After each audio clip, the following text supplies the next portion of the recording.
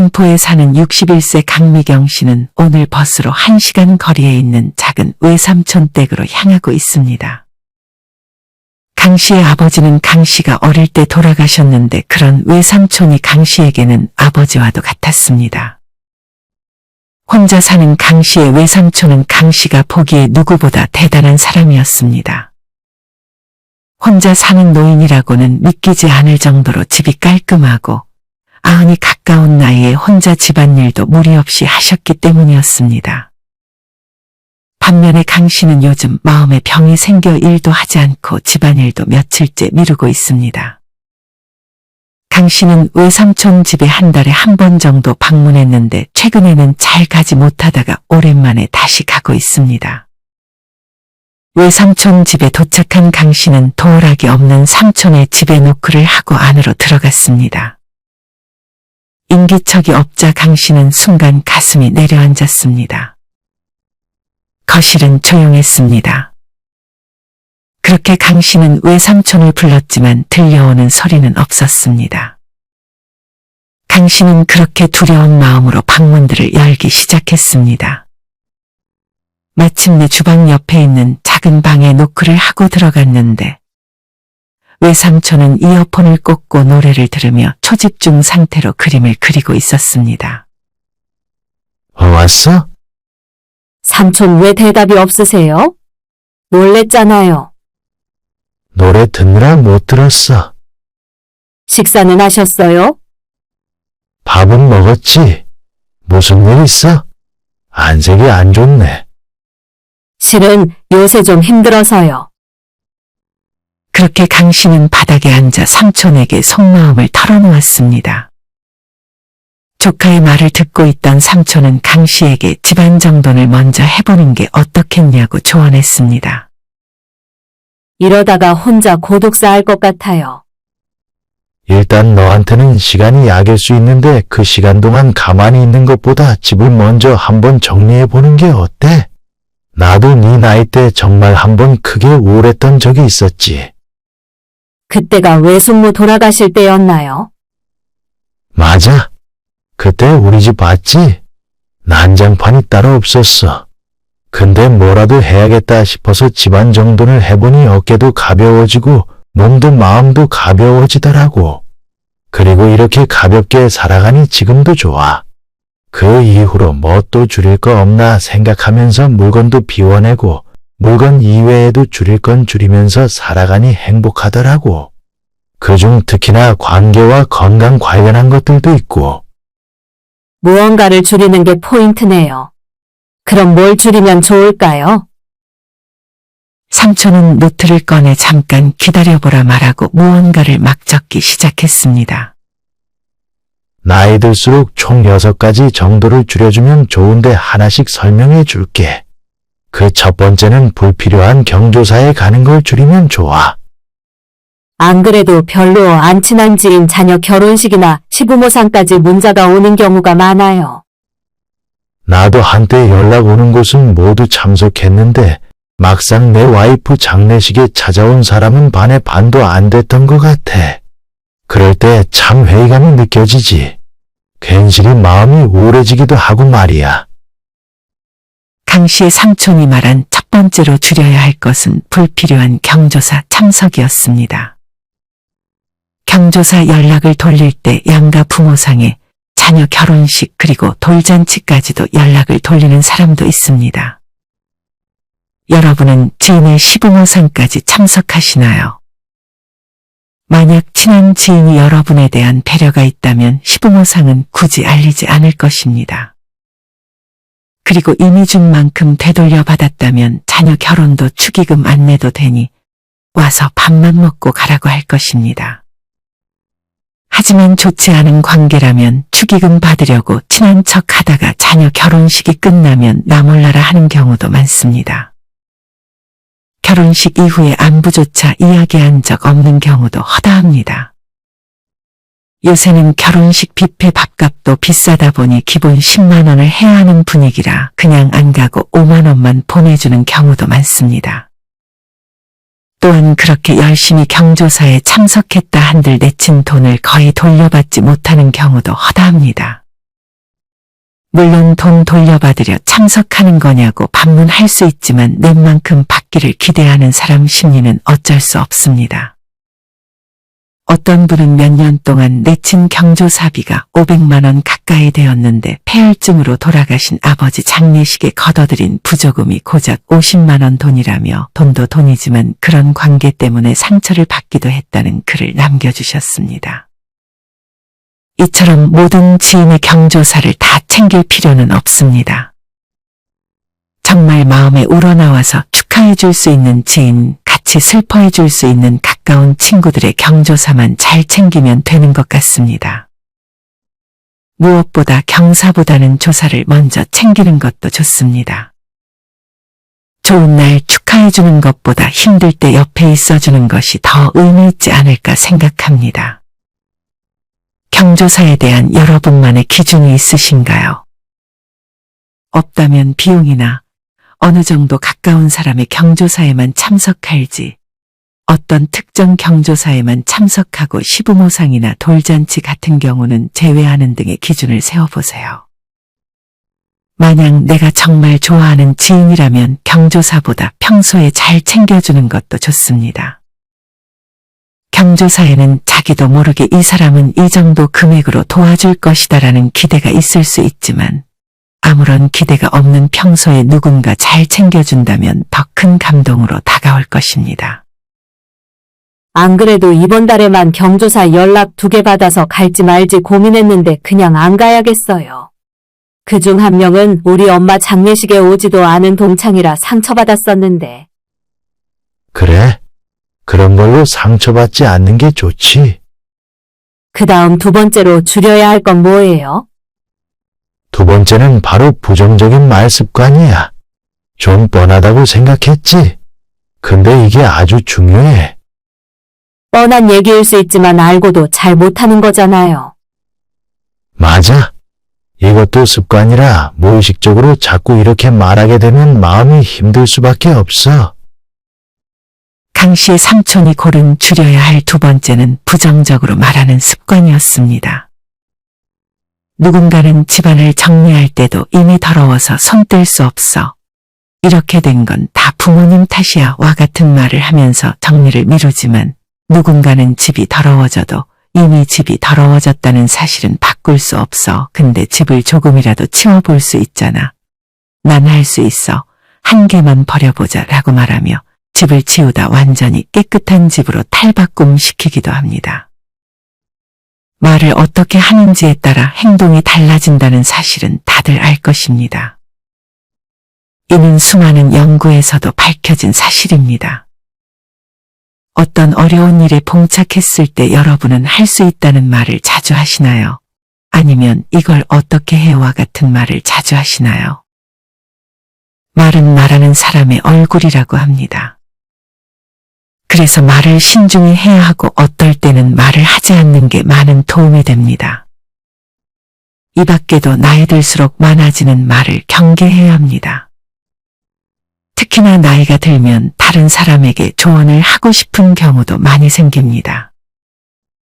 굳이 상대가 요청하지 않은 경우라면 괜히 말을 많이 해서 그 와중에 또 말실수를 하게 되는 경우를 피해야 합니다.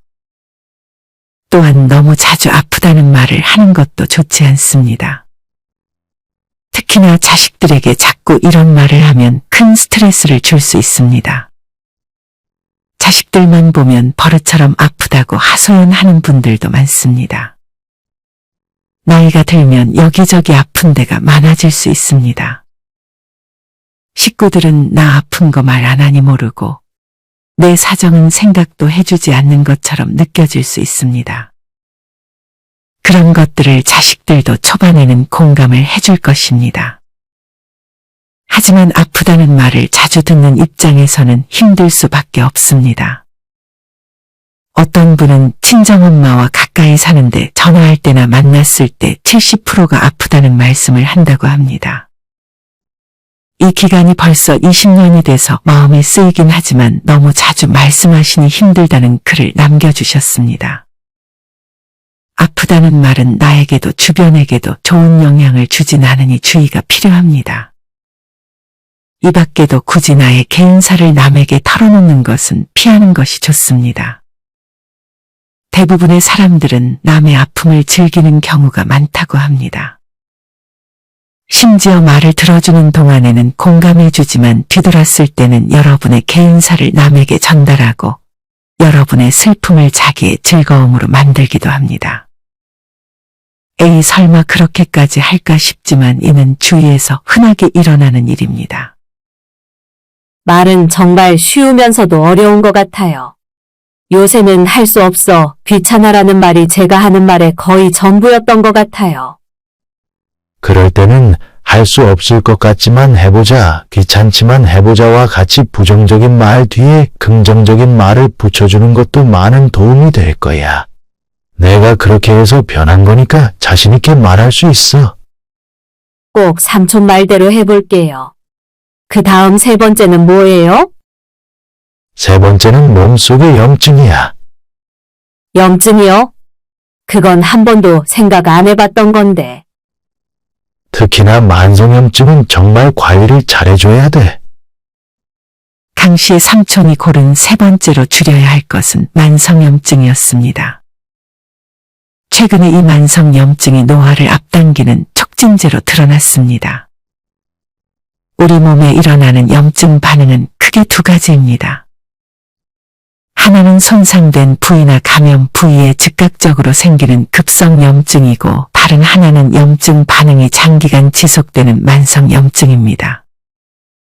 사실 급성염증은 착한 염증이라고 불릴 만큼 우리 몸이 질병과 싸울 때 나타나는 자연스러운 현상이지만 문제는 만성염증입니다. 그리고 이 만성염증이 많아지면 이때부터 고질적인 염증성 질환을 야기합니다. 이런 만성염증을 방치한다면 면역력을 크게 떨어뜨려 암을 유발할 수도 있습니다. 이런 만성염증을 줄이기 위해서 생활 습관에 신경 써주는 것이 좋습니다. 그중 오메가3와 오메가6의 비율을 맞춰 먹어주면 좋습니다. 한국영양학회에 따르면 오메가6와 오메가3의 비율을 4에서 8대 1로 권고하고 있습니다.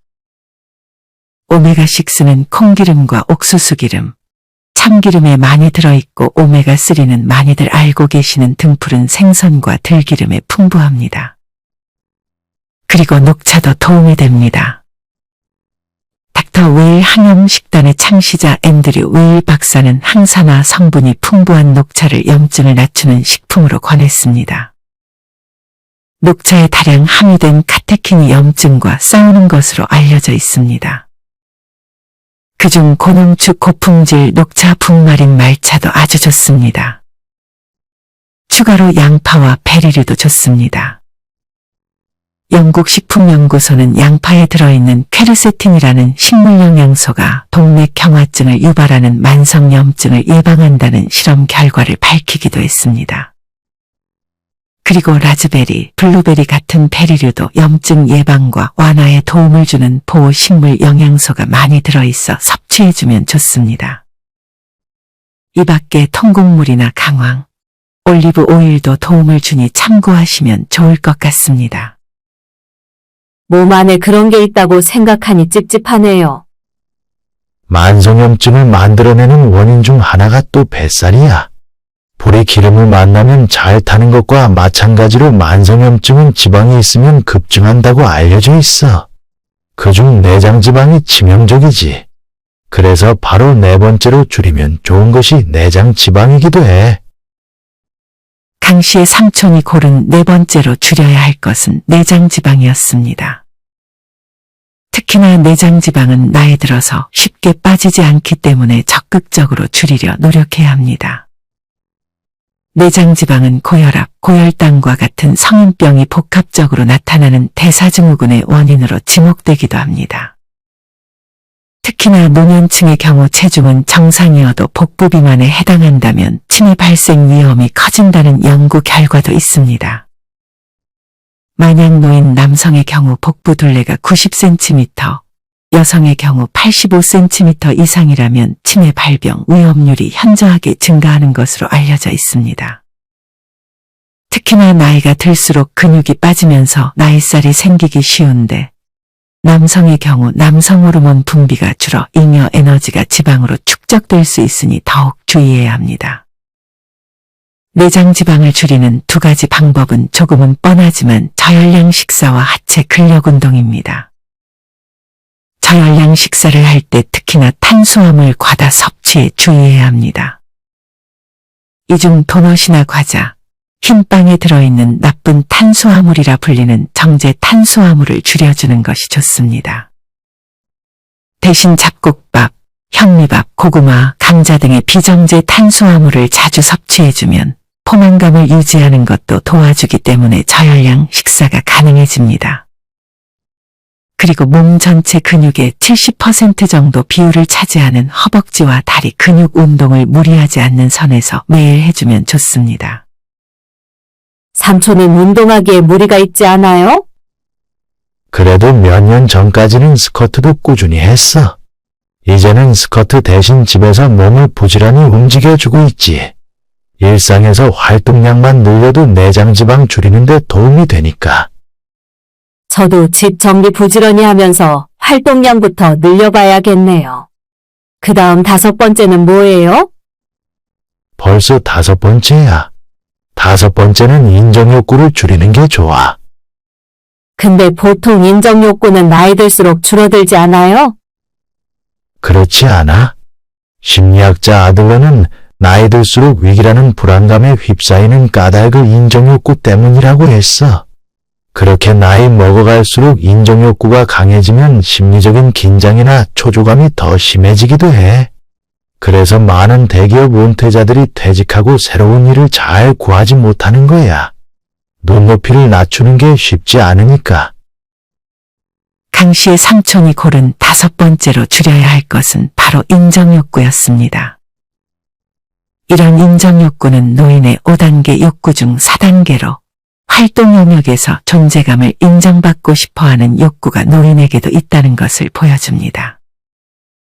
이런 인정욕구가 강한 사람들은 자신이 타인에게 어떤 인상을 줄지 그리고 타인이 자기를 어떻게 생각할지에 대해 지나치게 의식하기도 합니다.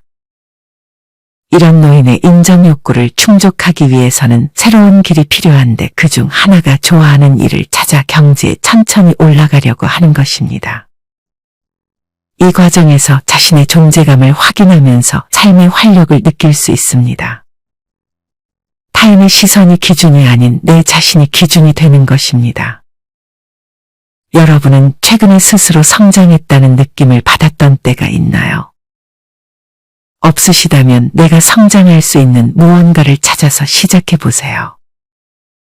탁구와 같은 운동이 될 수 있고 그냥 가볍게 글을 쓰는 것이 될 수도 있습니다.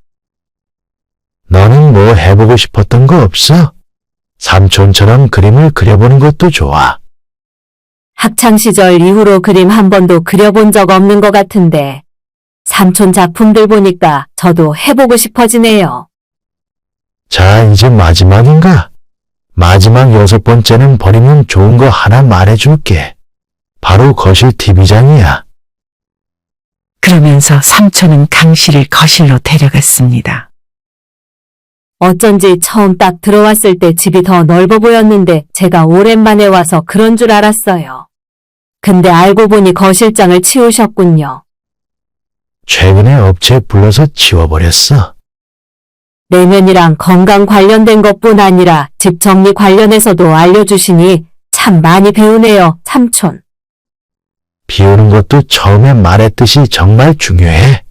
대부분 거실장이 있는 집들은 그 안에 필요 없는 것들이 많이 들어있을 거야. 거실장 자체를 없애버리면 그런 것도 다 같이 처분할 수 있으니 일석이조지. 그거 하나만 치워도 거실이 군더더기 없이 깔끔해 보일 거야. 여유 공간도 생기니 좋고. 안 그래도 요새 집이 좁아 보인다는 느낌이 들었는데 저도 팔에 힘 있을 때 한번 치워볼게요. 오늘 너무 많이 도움됐어요, 삼촌. 강 씨는 삼촌에게 고맙다며 직접 가져온 재료로 삼촌에게 맛있는 식사를 만들어줬습니다. 밥을 먹으면서 강 씨는 삼촌에게 집을 깔끔하게 하는 노하우에 대해 물었습니다. 삼촌은 무엇보다 사지 않는 생활을 하는 것이 중요하다고 말했습니다. 강 씨도 이 말에 동의했습니다. 집을 치워도 무언가를 구매해서 다시 채워놓으면 집이 어지러워졌기 때문이었습니다. 여러분은 어떠신가요? 버리기 이전에 사는 것을 잘못하고 있지는 않으신가요? 지금부터는 이와 관련하여 정리, 절약, 낭비 문제를 해결하는 단순한 생활을 위해 알아야 할 5가지에 대해 알려드리려 합니다. 영상 끝까지 시청하셔서 인생에 도움되는 지혜들 모두 얻어가셨으면 좋겠습니다. 그럼 다시 이어가겠습니다. 첫째, 충동 구매를 줄이고 싶다면 쇼핑을 최대한 귀찮게 만들어야 한다. 우리는 왜 계속 물건을 사는 걸까요? 그것은 편리한 것을 좋아하기 때문입니다. 앞서 말했듯 현대인은 즉시 그리고 쉽게 불편을 해결하려는 경향이 있습니다. 그래서 편의 용품이나 아이디어 상품이 인기가 있습니다. 아이디어 상품은 신박함과 화제성으로 구매 욕구를 자극합니다.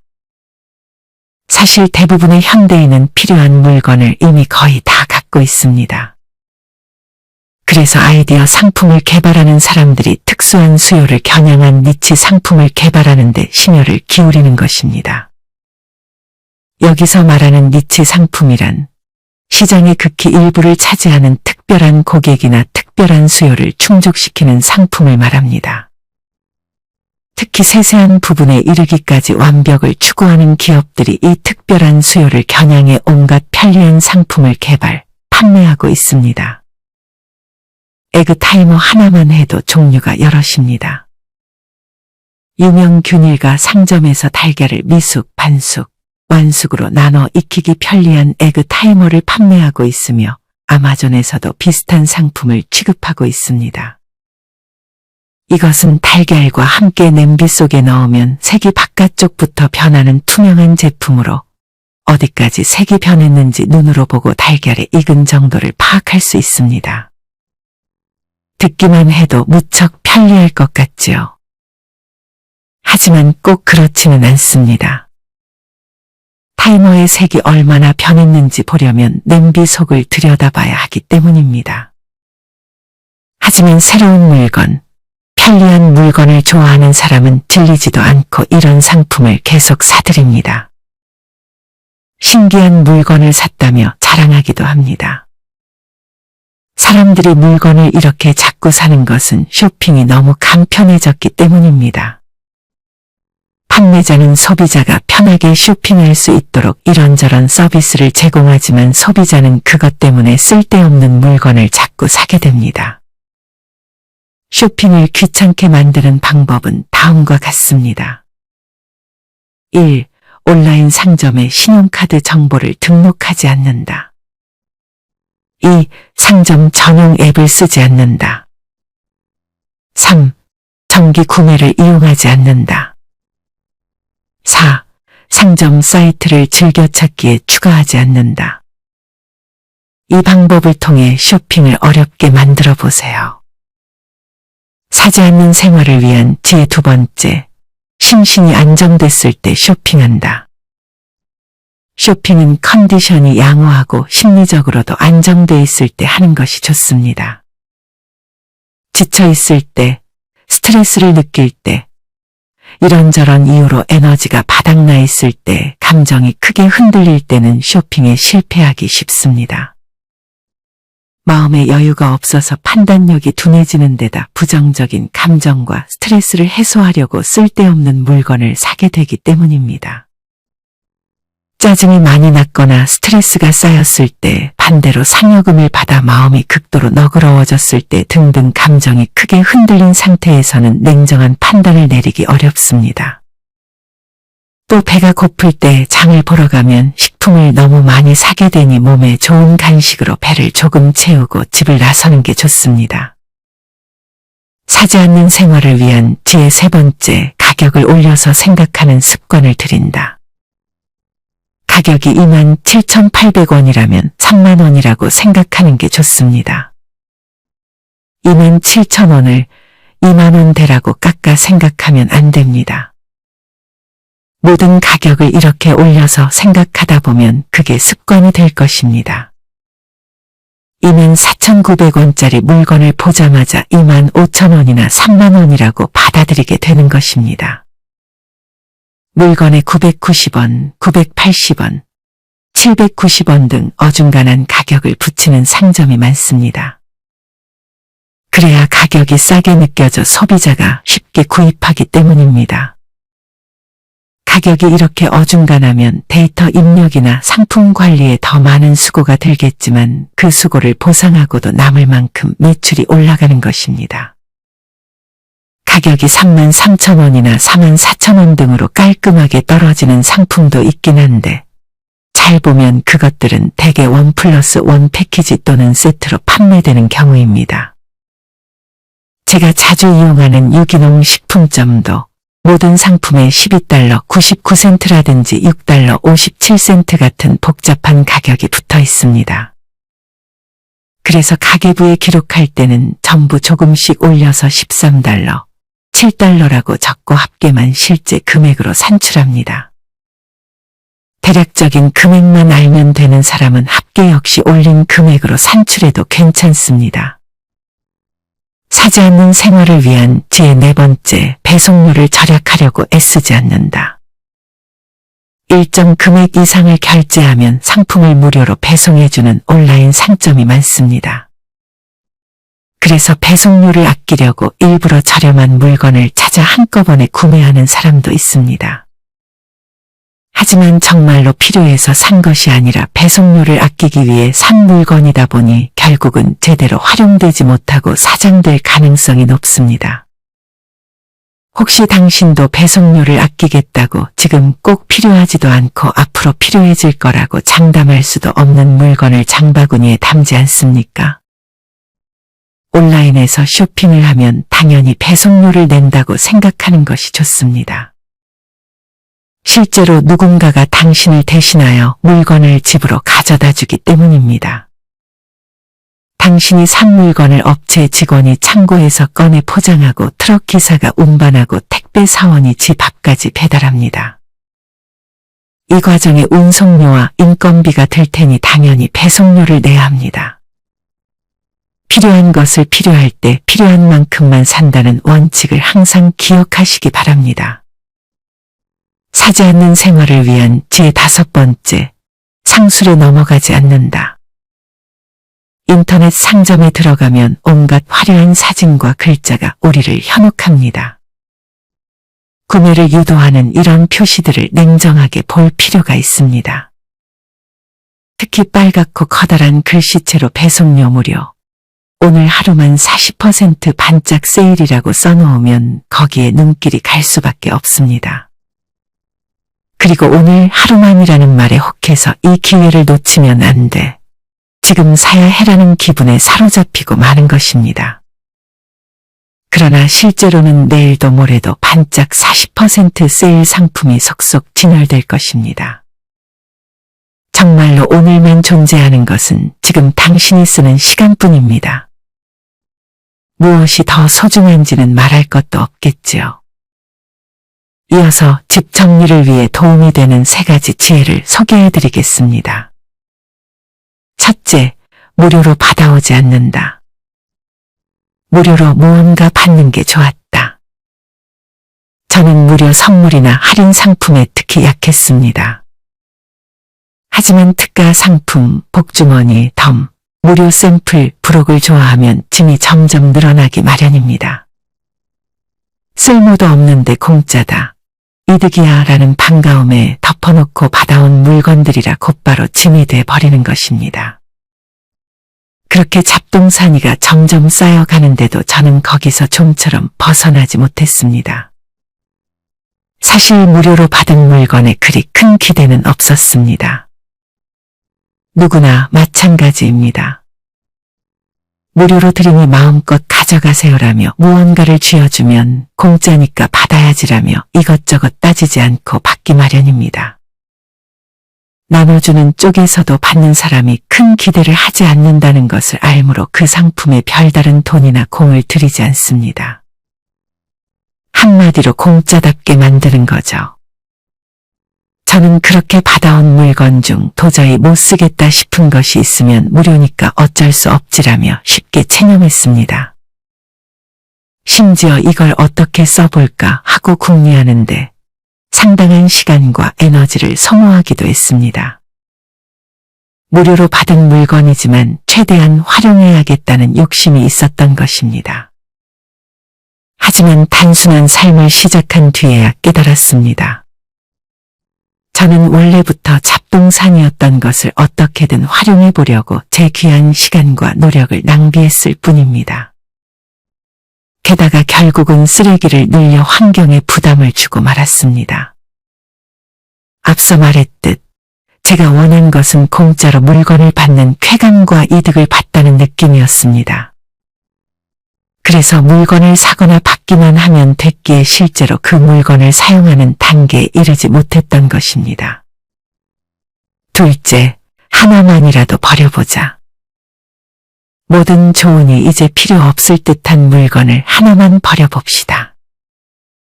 그 일을 매일 반복하면 됩니다. 아침에 일어나자마자 혹은 저녁에 씻기 전 등으로 버리는 시간을 정해놓으면 지속하기 쉬울 것입니다. 버리기 역시 행동으로 시작되고 행동으로 끝납니다. 인터넷에서 인쇄한 레시피 한 장, 언제부턴가 주방 카운터 위에 있었던 빈 음료캔, 방구석에서 먼지를 뒤집어 쓴 채 잠들어 있었던 잡지, 책장에서 툭 튀어나온 오래된 인쇄물, 행거에 오래전부터 걸려 있었던 스카프, 식기장의 자리만 차지하는 접시, 쓸모가 있을 듯해 모아두었던 쇼핑백 등등 무엇이든 좋습니다. 필요 없는 물건을 찾아서 하나씩 버려봅시다. 종이 한 장 버렸다고 뭐가 달라져 이렇게 생각하는 사람도 있을 것입니다. 하지만 버리지 않으면 어제와 오늘이 똑같아집니다.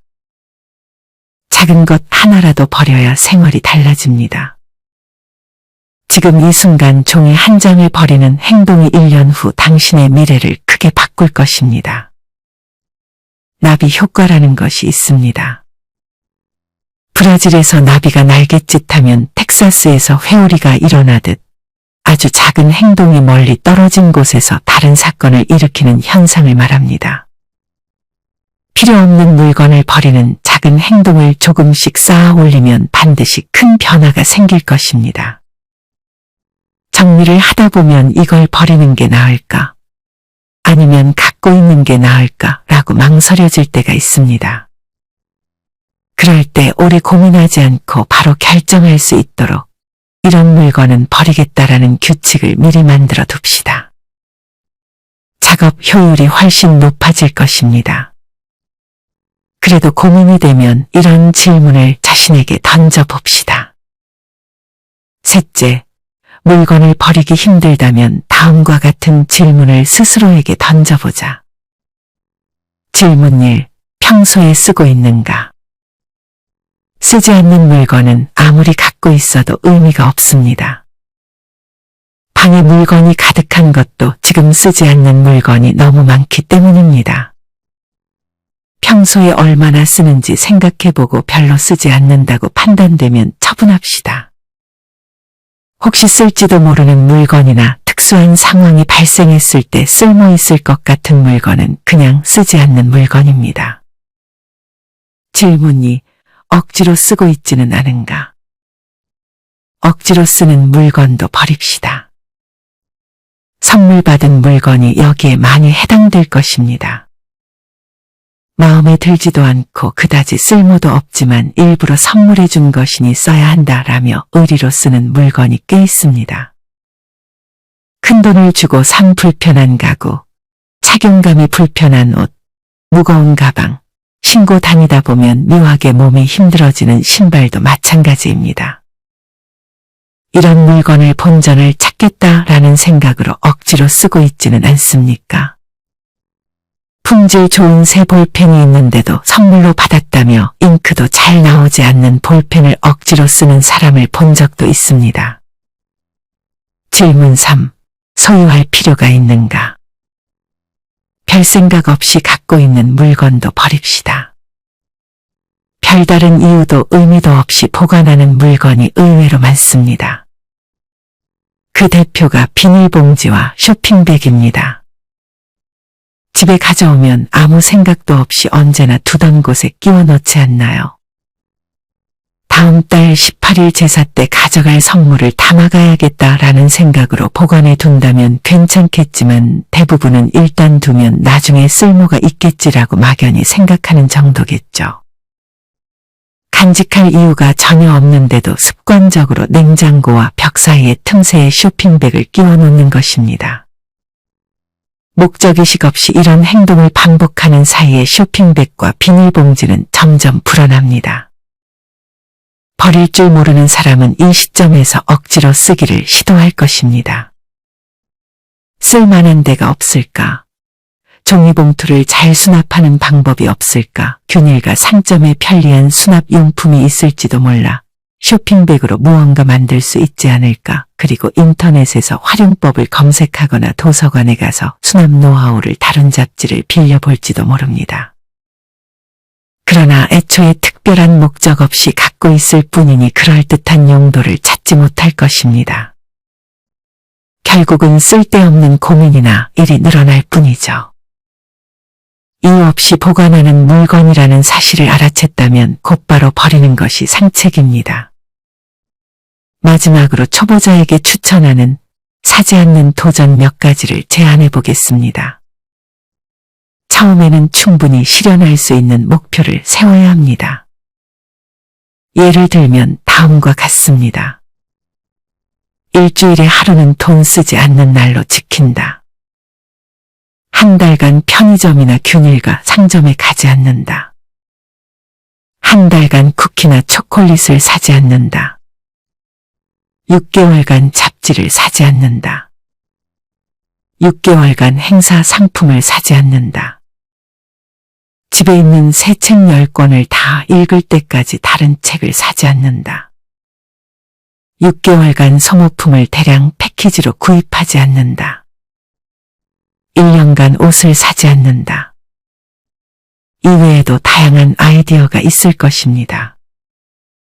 쉬운 것부터 시작하고 익숙해지면 조금씩 목표를 높여보세요. 여러분은 오늘의 영상 내용에 공감하시나요? 알고는 있었지만 차마 실천하지 못했던 부분들도 있을 것입니다. 만약 이 중 한 가지만이라도 실천해 볼 가치가 있다면 오늘 당장 실천해 보는 것은 어떨까요? 실천하는 여러분을 인생지혜가 응원하겠습니다. 이상으로 오늘의 영상을 마치겠습니다. 우리 모든 구독자분들의 행복한 여생을 응원합니다. 다음에 더 좋은 내용으로 찾아뵙겠습니다. 감사합니다.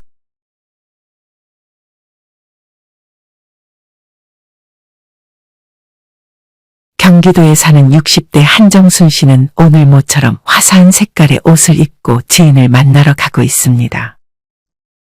한 씨는 나이 들수록 밝은 색의 옷이 좋아졌습니다. 이전에는 옷이 대부분 검정색이나 흰색이 많았지만 요새 민트색, 연두색 이런 옷을 많이 구입했습니다. 한 씨는 빨간색에도 꽂혀서 빨간색 옷도 몇 개 샀습니다. 하지만 거울을 보면 막상 그리 잘 어울리는 것 같은 느낌은 아니었습니다. 한 씨가 오늘 만나는 친구는 한 씨와 40년 된 지인 동생으로 젊을 때부터 옷에 아주 관심이 많은 동생이었습니다. 한 씨의 지인은 한 씨에게 패션에 관해 만날 때마다 조언을 해줬지만 한 씨는 옷에 별로 관심 없어 귀담아 듣지 않았습니다. 하지만 이제는 몸에 살도 붙고 점점 외모와 옷차림에도 관심이 많이 생겨 동생에게 조언을 구하기 위해 약속을 잡았습니다. 한 씨는 카페 앞에서 기다리고 있는 지인 동생과 반갑게 인사했습니다. 동생은 오늘도 참 예뻐 보였습니다. 젊었을 때는 오히려 한 씨가 이성에게 더 인기가 많고 피부도 좋았지만 나이가 들수록 한 씨의 지인 동생은 어찌나 관리를 잘했는지 한 씨가 보기에도 참 고급스러워 보였습니다. 갑자기 옷 잘 입는 법을 알려달라고? 요새 나이 든 사람들도 옷 잘 입는 사람이 많아서 옷차림만 보면 몇 살인지 잘 모르겠다니까. 그런 사람들 보면 나도 그런 사람들처럼 잘 입고 싶은데 어디서부터 어떻게 입어야 될지 사실 엄두가 잘 안 나. 매일 입는 옷들만 입고 편한 옷만 찾게 되고 요새 좀 밝은 색 옷들 사 입긴 하는데 왠지 모르게 어색한 거 있지? 편한 옷이 좋긴 하지. 하지만 너무 편안함만 우선시하면 자칫 빈티나 보일 수도 있어. 안 그래도 언니가 그것 때문에 고민이라길래 내가 사진들을 좀 찾아왔는데 같이 보면서 하나씩 설명해 줄게. 그래, 재밌겠네. 언니, 톤온톤이라는 말 들어봤어? 톤온톤? 그게 뭐야? 톤온톤은 단일 또는 몇 가지의 색상만을 가지고 동일 색상 계열 안에서 명도와 채도가 다른 색상들을 사용하는 배색 기법을 의미해. 말이 좀 어렵지? 예를 들어서 얼핏 보면 똑같은 갈색이지만 조금 진한 갈색이 있고 연한 갈색이 있잖아. 사진 하나 보여줄게. 그러고는 동생은 휴대폰에 저장해 놓았던 사진들을 하나씩 보여줬습니다. 이 사진 얼핏 보면 상의랑 하의랑 비슷한 색 같잖아? 근데 자세히 보면 하의가 상의보다 조금 더 어둡고 진해. 이렇게 비슷한 색의 상의와 하의를 입을 때 보통 하의를 조금 더 진한 색으로 입어주면 좋아. 물론 반대로 상의를 진하게 입어도 잘 어울린다고 느껴지는 사람들이 있긴 한데 아직 패션을 잘 모른다면 그냥 하의를 조금 더 진한 색으로 입어준다고 생각하는 게 좋아. 이 사진도 보면 비슷한 아이보리, 크림 계열의 상하이 옷인데 이분도 마찬가지로 바지를 보면 상의보다 색이 조금 더 진한 게 보이지? 그러네. 이런 디테일한 부분은 생각도 못했어. 그리고 톤인톤이라는 것도 있어. 톤인톤? 아까 그거랑 똑같은 거 아니야? 방금은 톤온톤을 보여준 거고 이번에는 톤인톤이야. 톤인톤은 아까 톤온톤과는 달리 색상은 다르게 하되 비슷한 채도를 가진 옷들을 활용해서 코디하는 것을 뜻해. 여기서 말하는 채도란 색의 선명한 정도라고 생각하면 돼. 보통 색이 보다 선명할수록 채도가 높다고 말하고 회색이나 흰색 또는 검정색과 같은 무채색에 가까운 색일수록 채도가 낮다고 표현해. 채도는 말만 들어봤지 정확히 뭔지는 처음 들어보는 것 같네. 이것도 마찬가지로 사진으로 보여줄게. 정말 세련되게 잘 입으신 것 같네. 이 사진 보면 연한 색들 위주로 잘 코디한 게 보이지? 상의는 하늘색 계열이고 위에 걸친 자켓은 연한 초록색 계열 그리고 바지도 보면 연한 보라색 같은 느낌이 있어. 이렇게 연한 색들로 톤을 맞춰준 거라고 생각하면 돼. 근데 이 톤인톤 코디는 좀 어려워서 나중에 시도해보는 게 좋아. 재밌네. 그 다음은 뭐야? 언니가 재밌어 하니 다행이네. 그 다음은 만약 컬러를 매치하는 게 너무 어렵다고 하면 흰색을 적극적으로 활용해주는 게 좋아. 언니 최근에 밝은색 옷들 사기 전에 제일 많은 색이 흰색 옷 아니었어? 옛날엔 거의 흰색을 즐겨 입었던 것 같은데? 맞아. 나 예전에 상의는 거의 흰색 상의만 입었지. 아직 버리지 못한 것들도 많고 입을 만한 것도 많아. 셔츠도 있고. 그 중에서도 대충 입어도 멋스러운 느낌을 주고 소재 자체에 힘이 있어서 몸매를 자연스럽게 감춰주는 데는 셔츠만한 게 없어. 안 그래도 살이 쪄서 옷 입으면 너무 몸매가 드러나는 게 싫었는데. 그러면 셔츠가 딱이야. 그러면서 동생은 한씨에게 다시 사진을 보여주기 시작했습니다. 흰색 셔츠는 바지로 어떤 바지를 입어도 대부분 잘 어울리는 것 같아. 청바지나 검은 바지도 마찬가지고. 그리고 이 사진처럼 흰색 셔츠를 묶어 입거나 바지 안에 넣어 입어도 좋고 이 사진처럼 한쪽만 넣어 입어도 멋있지? 그리고 아예 셔츠를 밖으로 빼서 입을 수도 있는데 이거는 자칫 다리가 짧아 보일 수 있으니까 주의해야 돼. 그리고 만약 흰색 셔츠가 조금 질린다 싶으면 이런 하늘색 계열의 옥스퍼드 셔츠를 입어도 아주 멋져. 진짜 그러네. 여기는 사진처럼 밑에 아이보리 계열의 바지를 입어주면 아주 매치가 좋아. 근데 나는 다리가 짧아서 입을 거면 넣어 있는 게 더 낫게 느껴지더라고. 언니 말처럼 상의는 짧게 하고 하의는 길게 하는 게 비율이 더 좋아 보이기는 해. 특히나 벨트를 이용하면 조금 더 슬림해 보이는 느낌을 줄 수 있어. 날씬하면 굳이 필요 없지만 배에 살이 많으면 벨트로 여기가 허리다 라는 표시를 해주는 거야. 벨트는 거의 안 차는데 네 말대로 한번 해봐야겠네. 흰색 셔츠나 티셔츠를 입을 때 주의해야 할 점은 흰색은 때가 타기 쉬운 거 언니도 알지?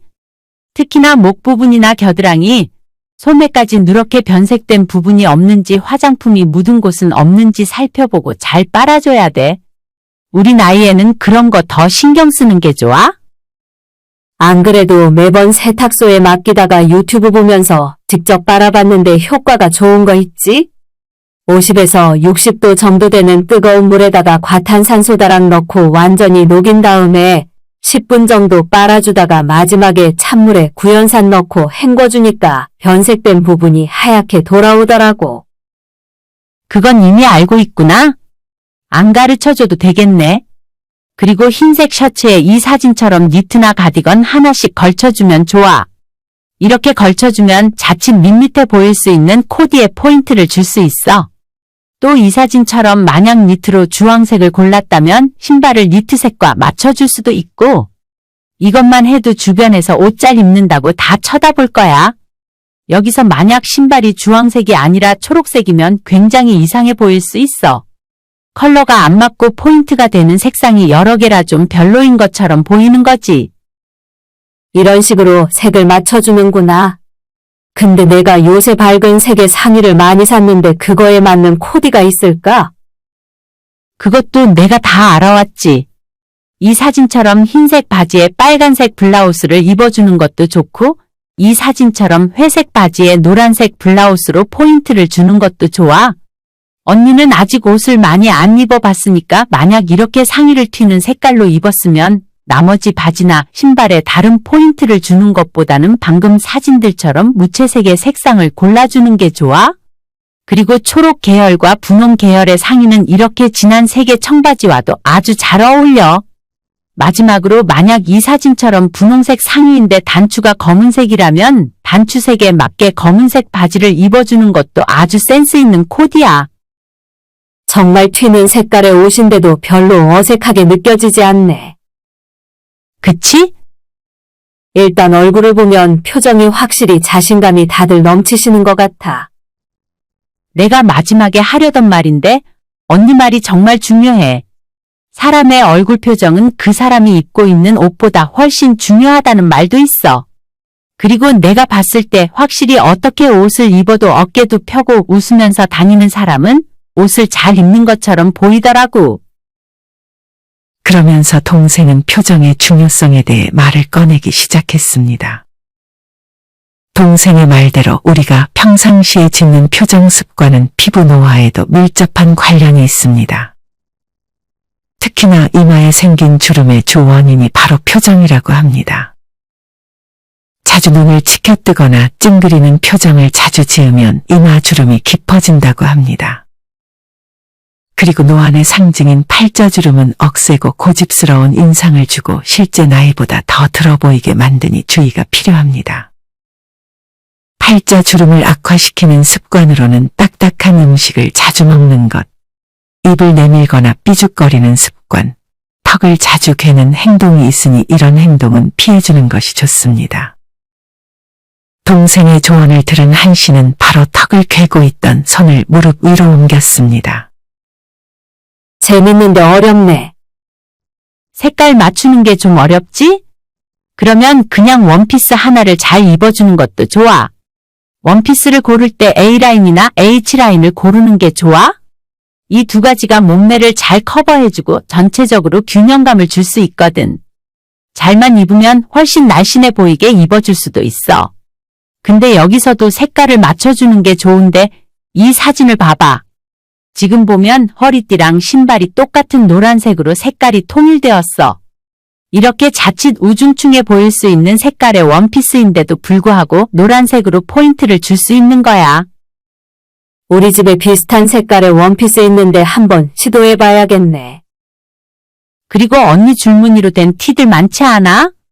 그런 스프라이트 티셔츠도 가끔 입어주면 좋아. 이 사진 봐봐. 할머니인데도 아주 옷을 잘 입은 것처럼 보이지 않아? 이 할머니는 주황색 안경에 주황색 샌들을 신었네? 정확해. 언니 그새 패션 감각이 있는 것 같은데? 이 사진은 스프라이트 티인데 줄무늬 자체가 파란색인 거 보여? 그럼 이 사람은 파란색으로 포인트를 준 거네. 그치.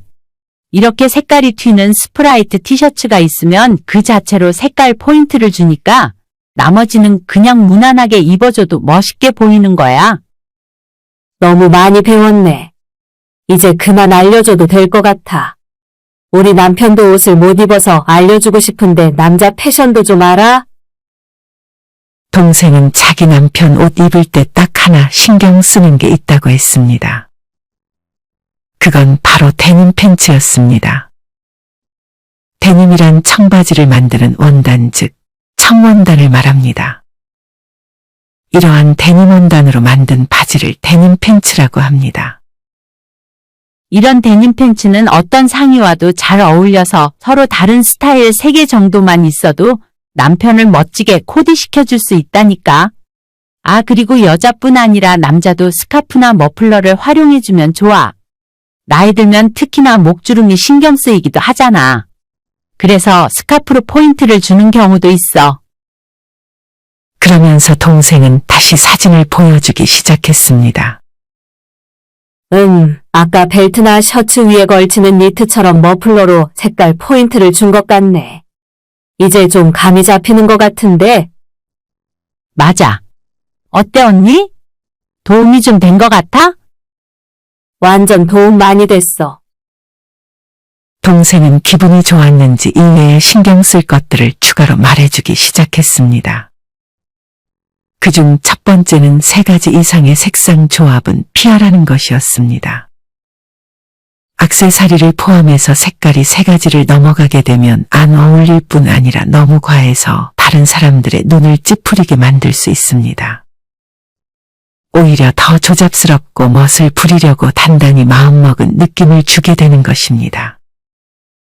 아까 한시의 동생이 설명했듯 코디에서 색깔 포인트는 그냥 한 가지만 주는 게 가장 바람직하고 나머지 2가지 색은 무난하게 하얀색이나 검정색, 회색 등 별로 튀지 않는 색깔로 입어주는 것이 좋습니다.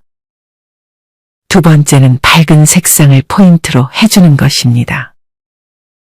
어릴 때는 회색이나 검은색 등의 무채색이 오히려 세련된 느낌을 줄 수 있지만 나이가 들면 무채색은 피해주는 것이 좋습니다. 안 그래도 피부색이 조금씩 칙칙해지고 주름이 늘어나고 체구도 전보다 왜소해져 자칫 무기력한 인상을 줄 수 있는데 무채색은 이런 느낌을 부각시킨다고 합니다.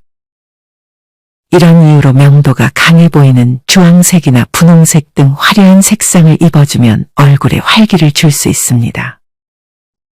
3번째는 어설픔을 줄 수 있는 액세서리를 피하는 것입니다.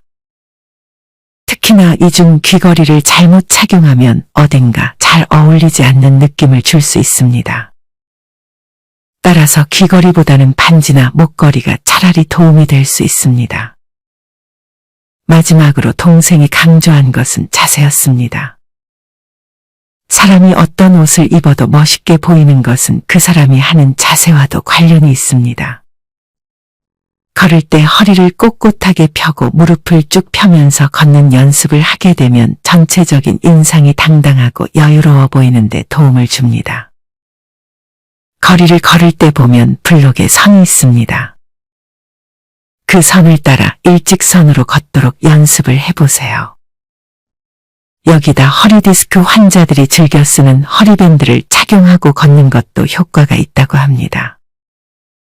여러분은 옷을 입을 때 앞서 말씀드린 것들을 잘 알고 계셨나요?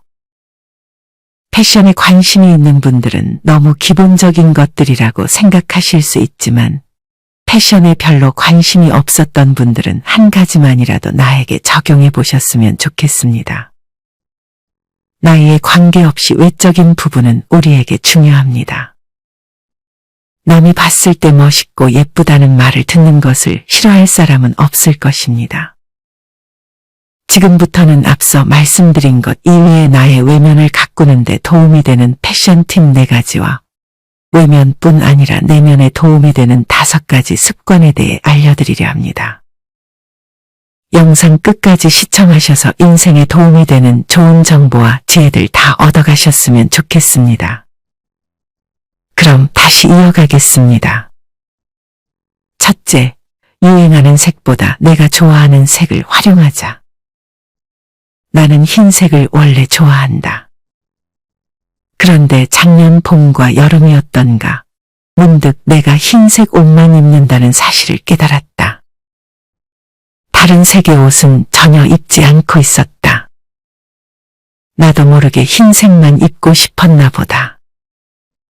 그 전까지는 주로 검은색 옷만 입었던 탓에 흰색 옷을 더 찾았던 것일 수도 있다. 그렇다면 이제부터 가장 나답게 만들어주는 색, 내가 가장 좋아하는 색을 흰색으로 정해서 가볼까 하는 생각이 든다. 매해 유행하는 색깔에 신경 쓰지 않고 내 기분을 잘 표현해주고 내가 가장 좋아하는 색의 옷을 입을 때 진짜 멋을 아는 사람이 되는 것 같다. 요즘은 아침에 옷을 입을 때면 자연스럽게 흰색 니트에 손이 간다. 흰색 니트를 입으면 하의나 겉옷, 구두를 베이지색, 옅은 회색, 오트밀, 헤더 그레이 등 흰색에 가까운 내추럴한 색으로 맞춰 입을 수 있다. 전체적으로 보면 화이트 톤으로 코디한 셈인데 나는 이런 식의 코디를 중년 여성들에게 추천하고 싶다. 화이트나 베이지로 전체적으로 컬러를 통일해서 코디하면 인상이 깨끗해 보이고 품격도 있어 보인다. 여기에는 진주가 딱 어울린다. 진주 액세서리를 매치하면 맨 얼굴이어도 얼굴이 밝게 보인다. 상의와 하의를 톤만 달리하여 한 가지 색으로 코디하면 그 위에 걸치는 옷은 비슷한 톤이어도 좋고 다른 색이어도 좋다. 둘 다 잘 어울린다. 쉽고 간단하게 멋쟁이가 될 수 있다.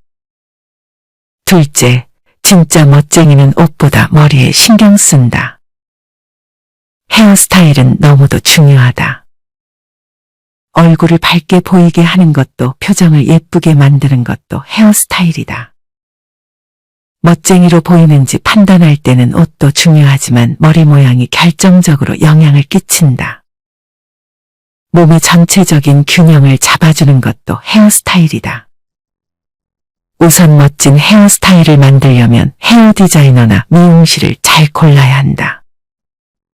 헤어스타일은 나와 헤어 디자이너가 둘이서 콜라보로 만드는 것이다. 그러므로 내가 하고 싶은 머리 모양이 어떤 것인지 알아야 하고 무엇보다 지금까지 나한테 잘 어울린 머리 모양을 아는 사람부터 찾아야 한다. 헤어 디자이너를 선택할 때의 포인트는 나보다 젊은 사람을 고르는 것이다. 내 나이 또래의 사람이면 안정적인 헤어스타일로 해주기 때문에 정교하면서도 세련된 느낌이 들지 않는다. 흔하디흔한 느낌을 주기 쉽다. 그러므로 헤어스타일이 무겁고 칙칙한 느낌이 들면 과감하게 헤어 디자이너를 젊은 사람으로 바꿔보는 것을 추천한다.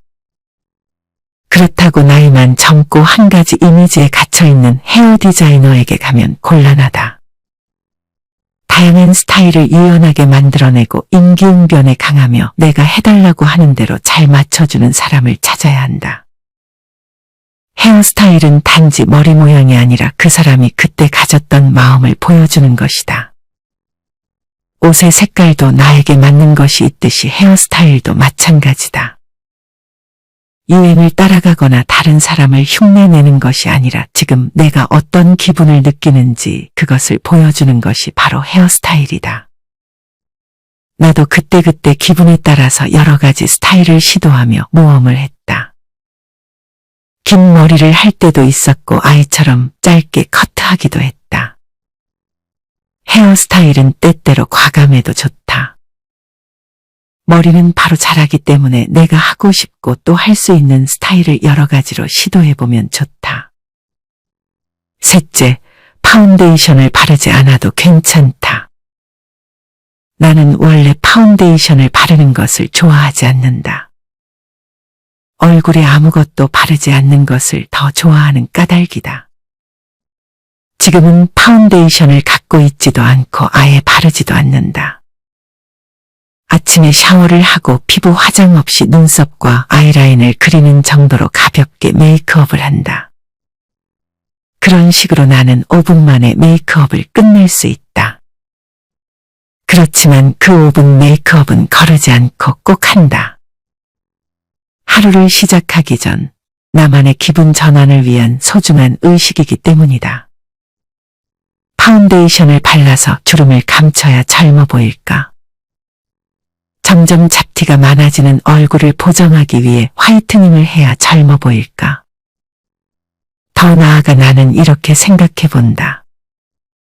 젊게 보이는 것이 그렇게 좋은 것일까? 나이 들어간다는 것은 당연하고 자연스러운 일이다. 나이가 든 만큼 외모도 변해가는 것이 당연하다. 그런 자신을 인정하고 웃는 얼굴로 즐겁게 살아가는 쪽이 훨씬 더 멋지게 보인다. 노메이크업에도 클렌징은 필수이다. 깨끗하게 씻고 로션을 발라 보습에 신경 쓰자. 맨 얼굴로 드러나는 내 피부를 지키기 위해서는 가끔 하는 클렌징을 걸러서는 안 된다. 넷째, 액세서리는 다음과 같이 활용하자. 스웨터에 목걸이를 하면 그것이 외출 복장이라고 생각하는 사람들이 많다. 당신도 그런 감각으로 액세서리를 하고 다니는가?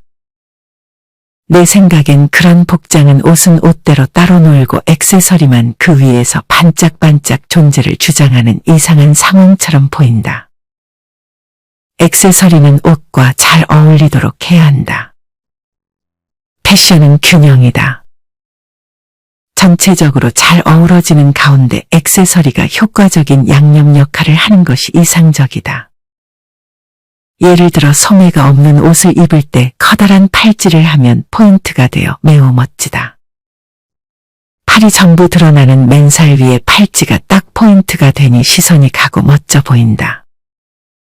액세서리를 몸에 할 때 액세서리를 주연으로 할지 옷을 주연으로 할지 생각해보고 균형감 있는 스타일을 만들어야 한다. 예를 들어 가느다란 목걸이와 팔찌를 하는 경우라면 여러 겹 겹쳐서 효과를 내보는 것이다. 목걸이나 팔찌를 폭나게 겹치는 법을 알아내려면 일단 여러 가지 방식으로 직접 겹쳐보는 수밖에 없다. 내가 좋아하는 장신구를 몇 개 겹쳐서 하면 내 기분도 좋고 보기에도 예쁘다. 여기에는 어떤 룰도 없다.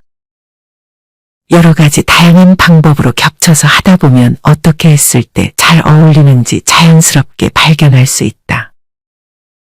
작은 지갑을 쓰면 세상이 달라진다. 나는 옆으로만 긴 장지갑을 정말 좋아하려야 좋아할 수가 없다. 장지갑이 있으면 필연적으로 가방이 커진다. 가방이 커지면 쓸데없는 것들을 넣게 되고 그러다 보면 짐이 무거워진다.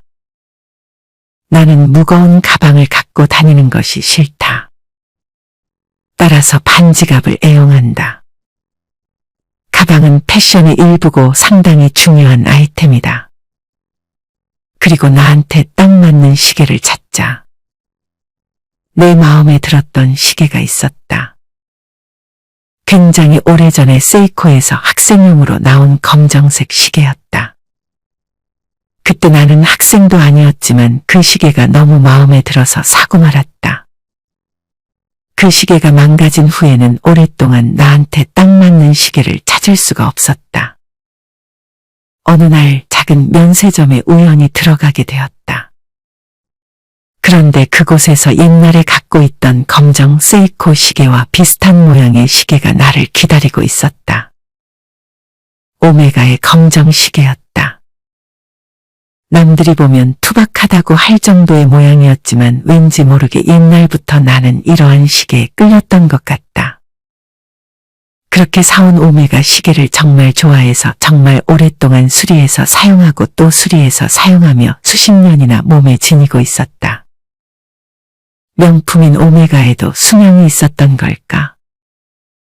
시계를 수리해주던 아저씨도 포기한 지 10년이 지났다. 그럼에도 아직 오메가 시계를 버리지 못하고 계속 갖고 있던 나를 가엾게 여겼는지 남편이 새 시계를 사주었다. 그게 바로 지금 사용하는 검정색 타이맥스 시계다. 난 타이맥스 시계도 정말 좋다. 나한테 정말 잘 어울리기 때문이다. 나는 시계 가격이나 브랜드, 혹은 지금 유행하는 시계인지 여부는 상관하지 않는다. 나한테 딱 맞는 시계인지 그것만 중요하다. 평소 옷차림이나 내 성격에도 검정색의 심플한 느낌의 시계가 딱 어울린다. 특정 스타일을 가진 물건과의 궁합은 시간이 많이 흘러도 의외로 잘 변하지 않는 것 같다. 이 밖에 나이 들어 실천하면 좋은 5가지에 대해 추가로 알려드리겠습니다. 첫째, 집에서 입는 옷까지 나답게 코디해보기. 우리 집은 일하는 장소이기도 하고 쉬는 장소이기도 하다.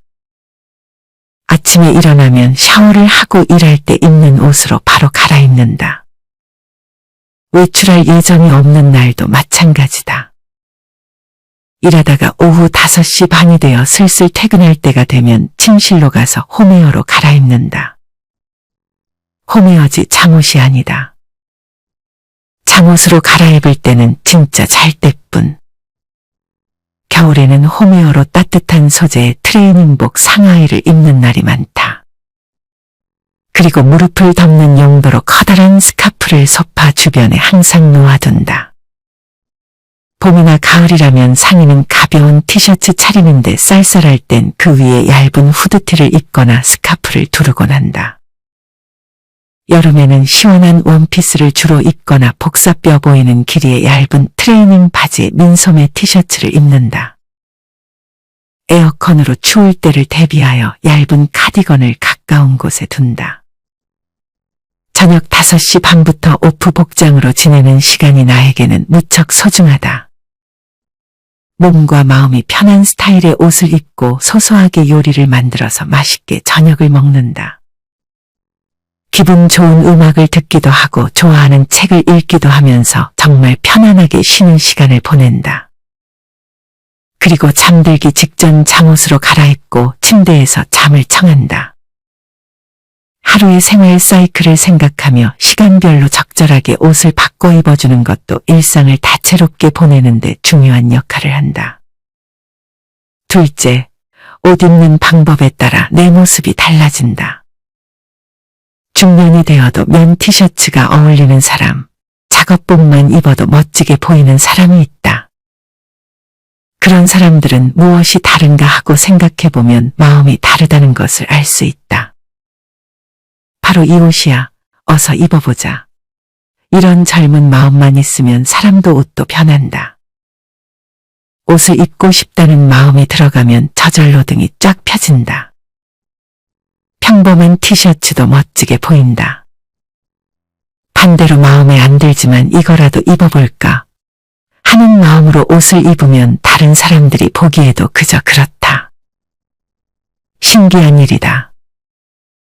지금 당장 입고 싶다는 생각이 들지 않으면 100% 마음에 드는 옷이 아니다. 사람들은 단순하다. 입어보고 싶은 옷을 사고 신어보고 싶은 신발을 산다. 여름에 입는 옷을 봄에 미리 샀다면 이 옷 빨리 입고 싶다. 빨리 걸쳐봤으면 좋겠다. 이런 마음이 들어 내내 두근두근할 것이다.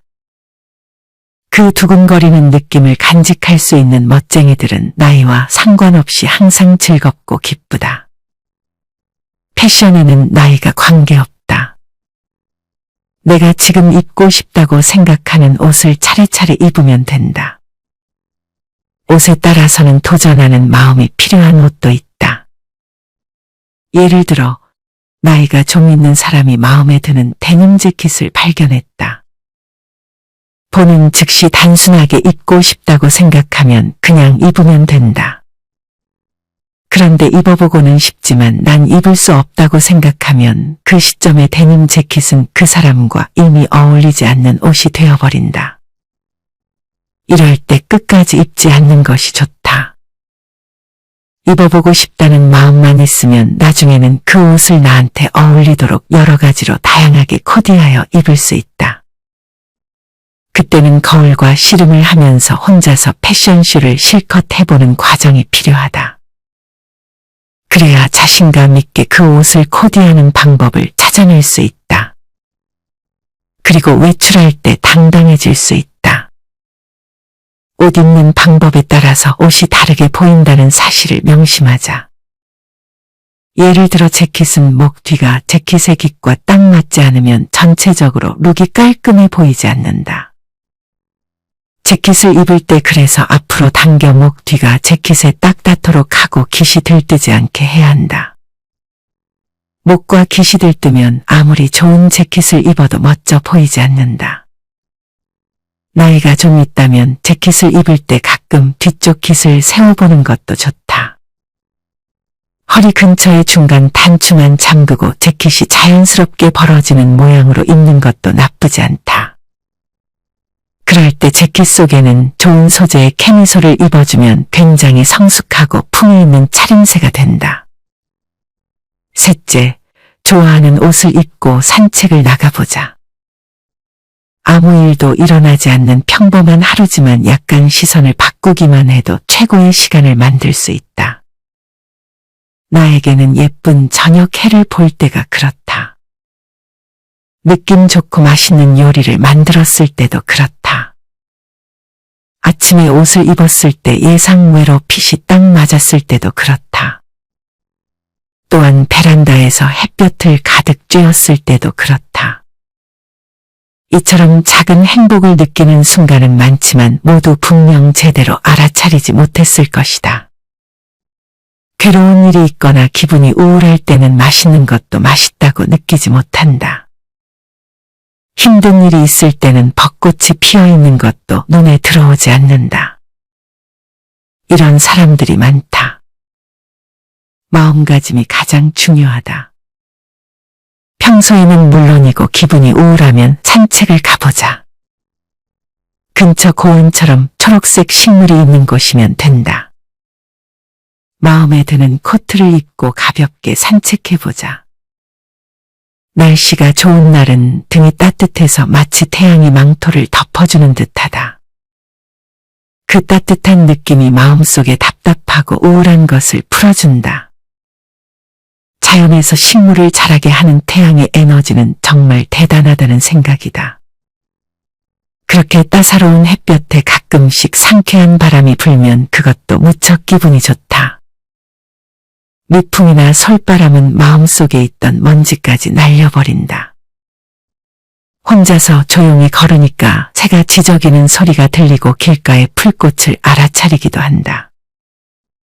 마른 가지 끝에 새싹이 붙어 있는 것을 보기도 하는 등 계절의 변화에 민감하게 느낄 수 있다.